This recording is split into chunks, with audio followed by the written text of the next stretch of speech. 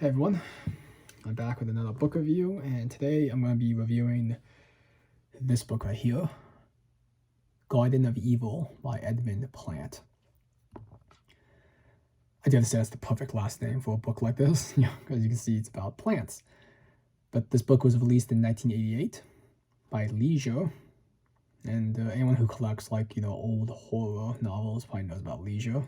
A lot of the books had quite the nice covers. And before I get into the book review, I just want to show out the shirt I got, by the way. I got this a few weeks ago, and it's quite a nice shirt. It's a bookworm, like the fantasy creature. It's quite nice. I think it's pretty cute too. Anyways, but yeah, this review, it's gonna be spoiler free up until the end, because I do want to talk about this one part of this book that I guess is pretty it's gonna get into spoiler territory. So it's like when I'm about to get into that, I'll say a warning so you can just shut off the video at that point. So just in case you really want to read it yourself, it won't be spoiled for you. But I will talk about a lot of the plot points about the characters, because due to the fact that this book is pretty unknown, there's not much information about it. I guess I'll just give you the general feel of the characters and the setting and everything. Okay.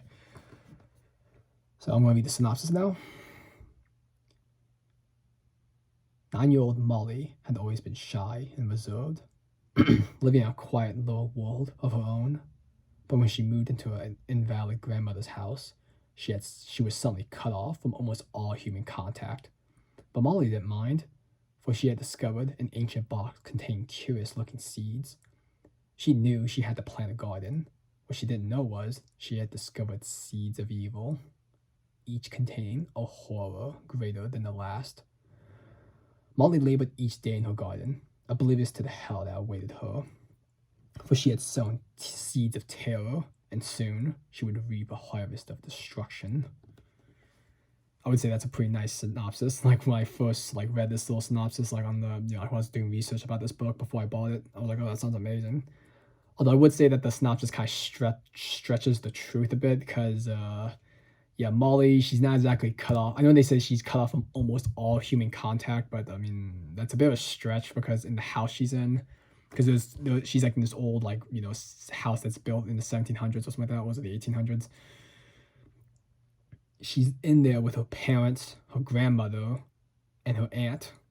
And at certain points in the book, when there's guests who are visiting the house, as well as emergency services when they show up, it doesn't seem like it takes them insanely long time to get there. Maybe so it's just a little weird. They could describe they're completely isolated, when that's not exactly the case, because they actually do have access to a phone. Anyways, okay, so I guess now I'll talk about the characters. You got 9-year-old Molly, who she's quite the imaginative girl. Her mind always just wanders, And I guess something about her too is the fact that she's mostly deaf. She's completely deaf in one ear, and the other ear she's 75% deaf. And that leads to some interesting moments in the book where she can't exactly hear things that are going on, because for her to hear anything, she needs her hearing aid. And even with that hearing aid, they said it just she can't really understand people. Even with it, she needs to read their lips to get a full idea of what they're saying. And that leads to some interesting points in the book, So I thought that was a neat idea. You got her mother, Laura, who she has quite the backstory too. I won't go into the whole thing, but basically, when she was young, she tried to, I think this guy, she was her late teens, early 20s. She tried to become an actress and didn't have much luck with it. And then one day she got her big break as an actress when a popular television star told her, it was some guy who just told her, hey, I'll help you get on this soap opera I'm in, but you gotta sleep with me, that sort of thing. So she actually took him up on that deal, and she got the part.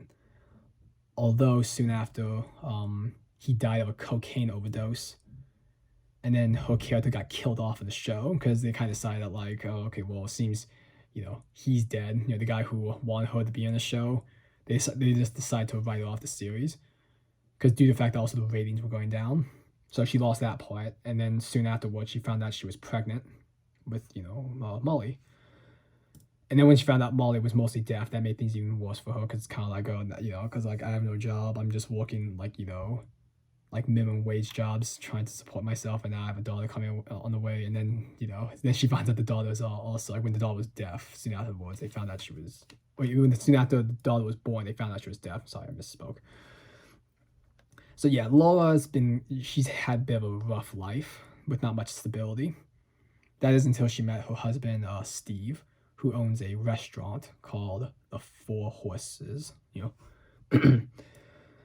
Um, and Steve is described as he seems like he's a good man. He seems like everyone in the family, Steve, Laura, and Molly, they all love each other very much. And another too is basically, I guess now that we're getting to I guess the point where they go to that that giant house, the one that the book is hyping up about.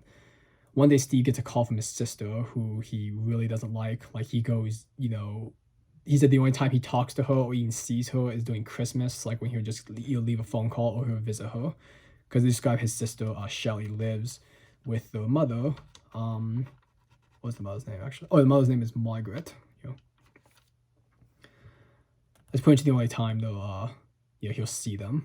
Because he loves his mother, like she's an incredibly sweet woman, but his sister much less so. They don't get along, and she's basically, from this book, she's kind of a stuck-up bitch, that sort of thing. Because she's like a popular historical romance author, so she seems like she has quite the ego because of that. Because like her books are so successful.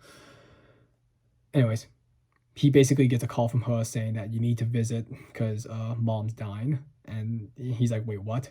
And apparently the mother has had cancer for over 6 months now, but Steve didn't know about it because apparently the mom didn't want him to worry and didn't want him to put his life on hold. That's the thing. And because she thought she could beat the cancer, but at this point it's not happening. She's basically dying. So Steve and the rest of the family decide to go. They're gonna spend time with Margaret. I guess they said it's been a while since actually I can't remember. Yeah, I think.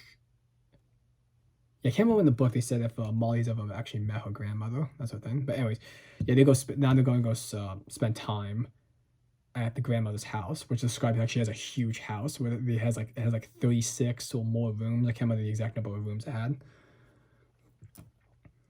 But it was a house that was built in the 1700s or the 1800s. Again, I really should have actually tried to remember these details a bit more. And it's described as being a very beautiful house, although a tad creepy due to the fact of how big it is, and it more just because it's how old it is too. That sort of thing. Anyways, so yeah, they're all gonna be living in that house during the grandmother's final days. And during the middle of the night, Molly, due to her active imagination and wanting to see the rest of the house, she grabs a flashlight and just starts exploring, because they mentioned that fact that a lot of parts of the house aren't exactly being lived in, because they just say they kind of cut off certain sections of the house to save on heating, because no one, I mean, this house is way too big for just 2 people, so they just said most of the house is actually just cut off and hasn't really been touched in years. Anyways, but yeah, when Molly is doing some exploring, she goes into the cellar and finds after some creepy stuff that Molly can't really explain, I guess it's just paranormal stuff that happens. She finds a box with 4 little cloth bags filled with seeds. So next morning, she asks her mom, can she plant these seeds and make gardens around the house. And the mom's like, oh yeah, sure, yeah, I'm sure it'd be great. And she explains it'd be nice for her daughter to have a hobby. That's the thing.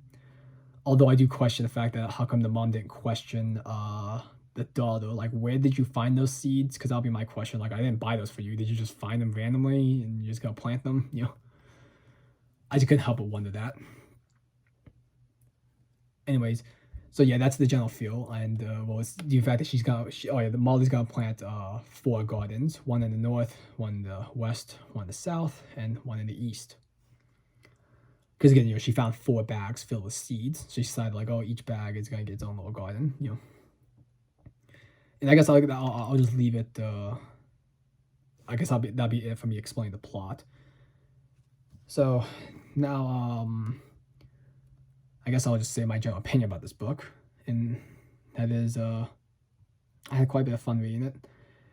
I give it a 3 out of 5 on Goodreads, and I would say that's a pretty fair score because it's quite the enjoyable novel, and it's quite interesting to like go see what the like what's gonna happen because with all these plants. But I will say this is not a spoiler, but you see in the cover it's like this giant plant that's like consuming a doll's head.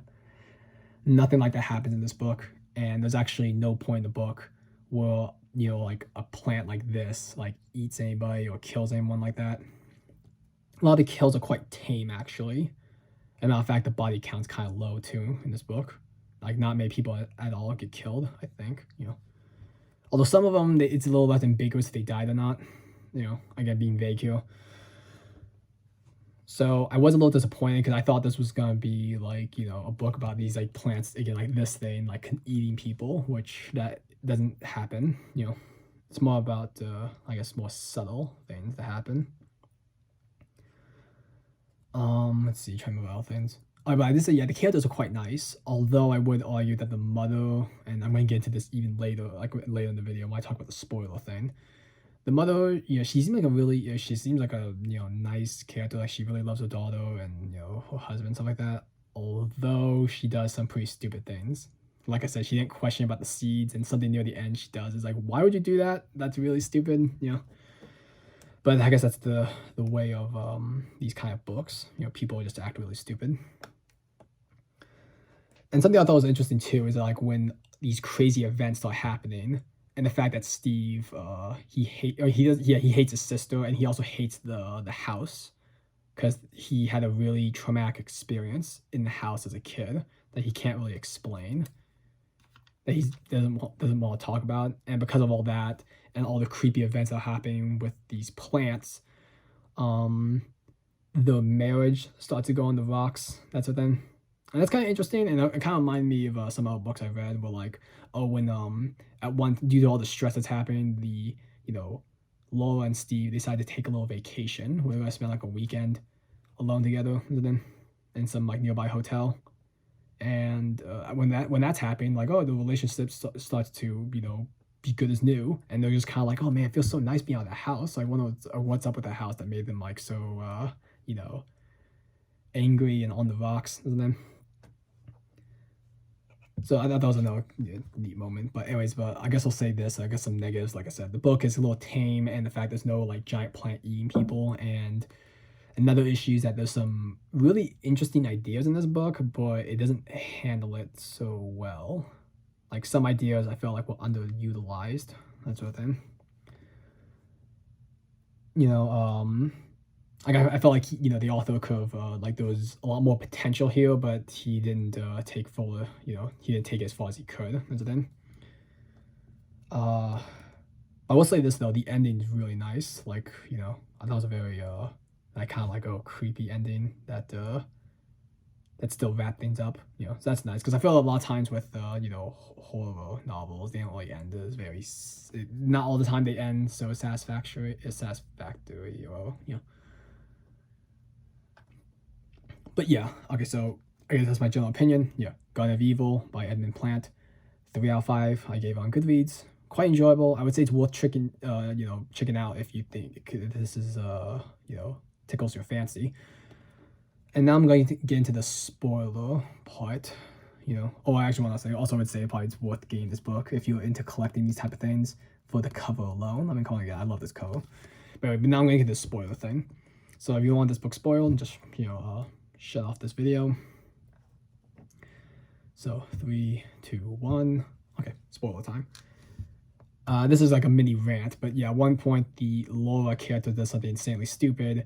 Is that after quite a few creepy shit goes on with the plants, at this point the whole family knows something's up with these plants. Like these are not ordinary plants.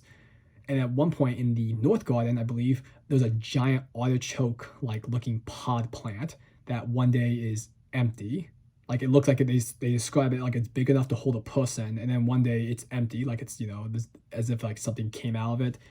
And then a creepy old man shows up outside in the middle of the night during the rain. He just shows up. He seemed like he has no memory of anything. He's acting strange. And they just even one of the characters bring up the fact that do you think he came from that plant? And then Laura's like, oh no, that can't be. Like, there's no way like a human person, like a human being, could come out of a plant like that. But it's like, oh, with all the, but then I just can't help but think like, with all the creepy stuff that's happened and like the unnatural things have happened with these plants, you really think this is out of the realm of possibility, that sort of thing? And she's like, oh, this man, he seems to be sick, he's very weak, and we can't just leave him outside in the cold and the rain. So she actually lets him inside. I'm like, why would you do that? That guy could be like a crazy person, you know? And you have a daughter, your 9-year-old daughter's in the house, that sort of thing. So it's like, it's really weird, you know? Yeah, I just couldn't help but think like, oh man, this mom's so stupid, you know? So I just couldn't, yeah, because again, even if he wasn't a plant person, it's still pretty weird she would just let a stranger in the house. She does say like, oh, maybe we can call a doctor or call someone to check him on, check on him, because he refuses to go with him to the hospital, that sort of thing. And she wants to help him. And then you describe like, oh, like she has a habit of taking in animals, like whenever she sees like a stranded animal that she takes him in and tries to take care of him. That's like the explanation. So when she has this guy who's like being weak and helpless, she needs to help him. But again, I just couldn't help but think that was really stupid of her, because like if I had a kid and it was like it was just me and my kid in the house, and then crazy dude like just does all the things like I explained, like the crazy naked man was out there, I would not let him in, at all.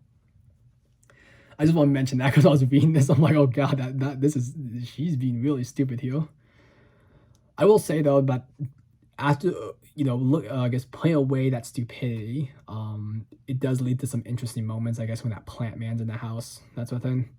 So I just want to mention that. But anyways, I'm gonna wrap this video up because now it's just starting to like turn into just a rant sort of thing. So anyways, I'll see you guys next time. So until then.